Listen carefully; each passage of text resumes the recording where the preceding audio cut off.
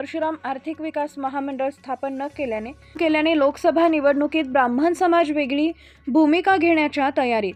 विचार करून मतदान करा. महाराष्ट्र ब्राह्मण समाजाचे मुख्य समन्वयक गजानन जोशी यांचे ब्राह्मण समाजाला आवाहन. परशुराम आर्थिक विकास महामंडळ स्थापन करा या मागणीसाठी अनेक आंदोलने, मोर्चे व जालना येथे आंदोलन उपोषण झालंय. मात्र सरकारने याकडे दुर्लक्ष केलंय. मुख्यमंत्री एकनाथराव शिंदे, उपमुख्यमंत्री देवेंद्र फडणवीस यांनी ब्राह्मण समाजाला अनेक वेळा आश्वासन दिले. मात्र ब्राह्मण समाजासाठी परशुराम आर्थिक विकास महामंडळ स्थापन न केल्याने ब्राह्मण समाज आता लोकसभा निवडणुकीत वेगळी भूमिका घेण्याच्या तयारीत आहे.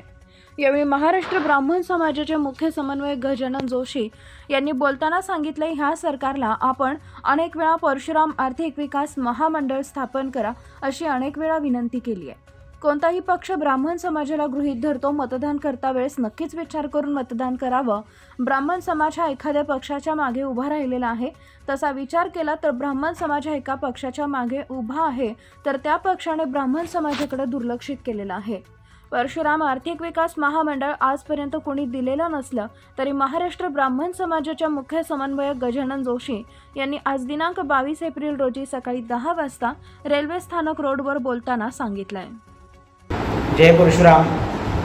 आता सध्या निवडणुकाचं वारं चालू आहे आणि अनुषंगाने मी आज लाईव्ह येतोय. कारण का तर आजपर्यंत आपण ह्याही सरकारला ब्राह्मण समाजासाठी परशुराम आर्थिक विकास महामंडळ द्या, अनेक वेळा त्यांना विनंती केली, वजा मोर्चे काढले, आंदोलनं केले, त्यानंतर अनेक बैठका घेतल्या, ऐक्य परिषदेत घेतल्या, परंतु या सरकारला कसलीही जाग आजपर्यंत आलेली नाही आहे.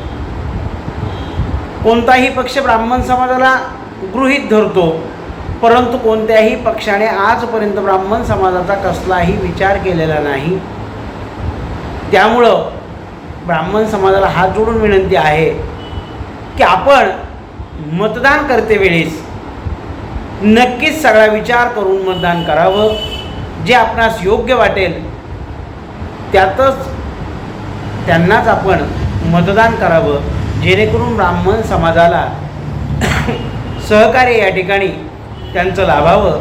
कारण ब्राह्मण समाज हा अनेक वेळेस एकाच्याच पाठीमागे उभा राहिलेला आहे. त्या पक्षाने देखील आजपर्यंत ब्राह्मण समाजाचा कुठेही विचार केलेला नाही.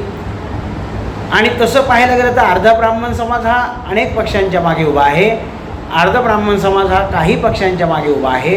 परंतु कोणत्याही पक्षाने आजपर्यंत ब्राह्मण समाजाचा विचार केलेला नाही. परंतु आपण मतदान करतेवेळेस विचारपूर्वक मतदान करावं, जेणेकरून ब्राह्मण समाजाला कुठेतरी फायदा होईल ह्या अनुषंगानेच आपलं मतदान असावं. कारण समाजाचा हा विषय आहे आणि समाजाला आजपर्यंत आर्थिक विकास महामंडळ कुणीही दिलेलं नाही.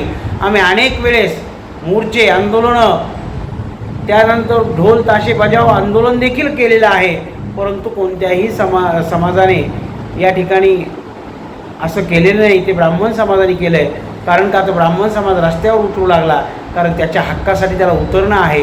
परंतु आज मतदान करण्याची जी वेळ आलेली आहे तर ती विचारपूर्वक मतदान करा, असा माझा तुम्हाला एक सल्ला आणि नम्रता विनंती आहे की विचारपूर्वक मतदान करूनच आपला जो फायदा करेल त्याच्या मागे आपण खंबीर उभा राहू.